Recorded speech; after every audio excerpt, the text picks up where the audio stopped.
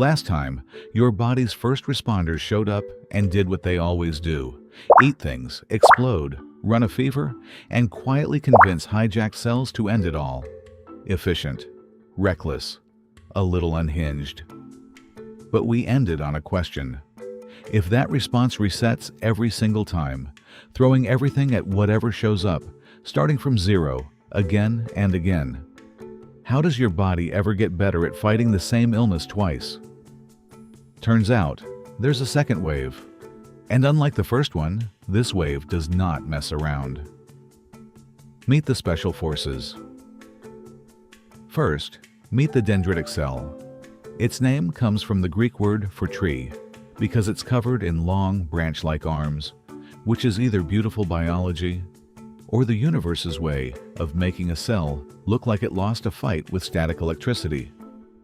Dendritic cells are the intelligence agents of your immune system.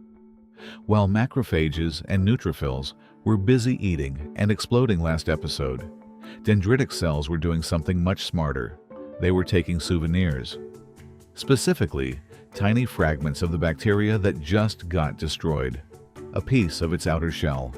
A scrap of protein. Evidence. Then, and this is the important part, the dendritic cell doesn't just sit there with its trophy. It physically travels, sometimes a significant distance, to a lymph node, which is basically your body's version of a military intelligence headquarters, to deliver that evidence in person. It's basically a spy walking across an entire country just to hand a folder to its boss, instead of, emailing it. Efficient? No. Dramatic? Absolutely. Lymph nodes are scattered all over your body, small, bean-shaped structures where your immune system's most important meetings happen. If you've ever had swollen glands when you were sick, congratulations. That was your lymph nodes working overtime, packed with cells in the middle of an emergency briefing. This is where the dendritic cell finally gets to show off. It presents its little piece of evidence to a very specific audience: T cells. Thousands of them. Sitting around, doing nothing, waiting for exactly this moment. Here's the wild part. Your body has T cells that can recognize millions of different possible threats, most of which you will never actually encounter in your entire life. It's like maintaining an army of translators fluent in languages that may or may not exist. Just in case. Most T cells will go their whole existence without ever being useful. And then, one day, the dendritic cell walks in with exactly the right evidence, and one specific T cell in the crowd goes, "Oh, this is my moment." That specific cell is called a T helper cell, and once it's activated, it becomes the single most important middle manager your body has ever produced. T helper cells don't fight.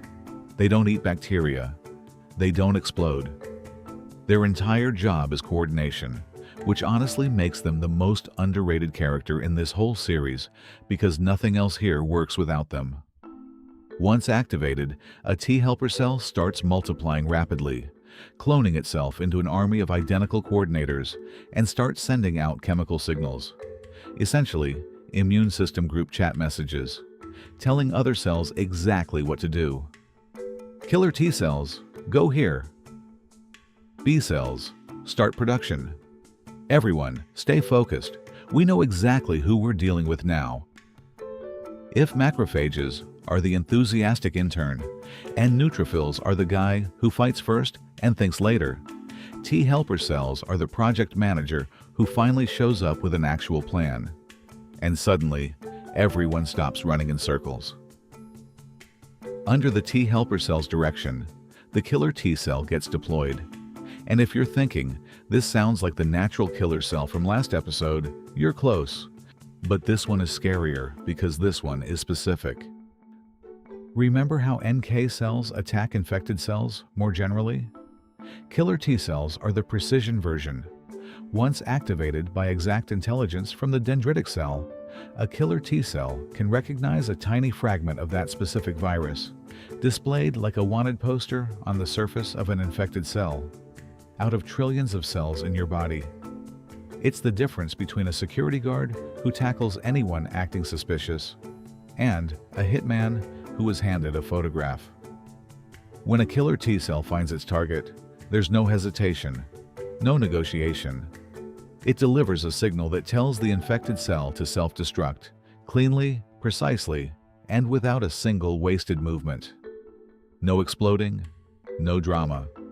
Just quiet, devastating accuracy. Meanwhile, on the other side of this operation, the T helper cell also activates B cells. And this is where things get really clever. B cells are factories. Once activated, B cells multiply. Many become antibody-producing plasma cells, while others remain behind as memory B cells. And the plasma cells start manufacturing antibodies, tiny Y-shaped proteins custom-built to recognize one specific invader, and only that invader. Think of antibodies like keys cut to fit one very specific lock. Except your body didn't design each key from scratch. It already had millions of random, slightly different B cells sitting around, each carrying a different possible key shape, just in case. When part of the invader fits one B cell's receptor, that B cell captures it. A matching helper T cell usually gives the confirmation signal, and the selected B cell starts multiplying like it just won the lottery. These antibodies flood into your bloodstream by the millions, and they do a few very useful jobs. They can physically stick to bacteria and clump them together like biological handcuffs. They can coat viruses so they can no longer enter your cells. And they act like giant flashing signs that say, "Eat this one," to any macrophage that walks by. A single plasma cell can release roughly 2,000 antibody molecules per second. That's not a job. That's an assembly line with genuinely concerning productivity metrics. Here's where this all pays off. After the infection is cleared, most of these specialized cells die off, their job complete. But not all of them. A small number of activated T cells and B cells switch into long-term memory mode. And then they just wait. Sometimes for years, sometimes for the rest of your life. If the exact same invader ever shows up again, these memory cells don't need the immune system to repeat the entire slow, beginner-level briefing. They recognize the threat and respond far faster than naive cells. Response time drops from days, down to hours. Sometimes the infection is wiped out so fast, you never even notice you were exposed at all. This is, quite literally, immunity. It's why most people usually don't get chickenpox twice. It's the entire principle behind vaccines, and it's your body quietly keeping receipts for every fight it's ever won. So, that's the second wave. Slower to arrive, but smarter, more specific, and equipped with memory the first wave could never have. Between the fast, reckless first responders and this precise, intelligent second wave, your body has built one of the most sophisticated defense systems on the planet, arguably in the known universe, considering we haven't found any competition yet.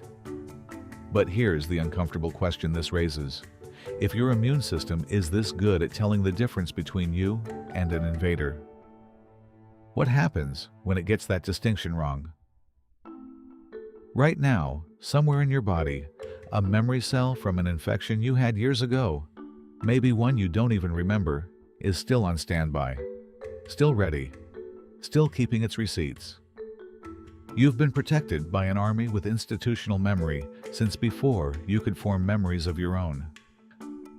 The least you could do is stop calling it just the immune system.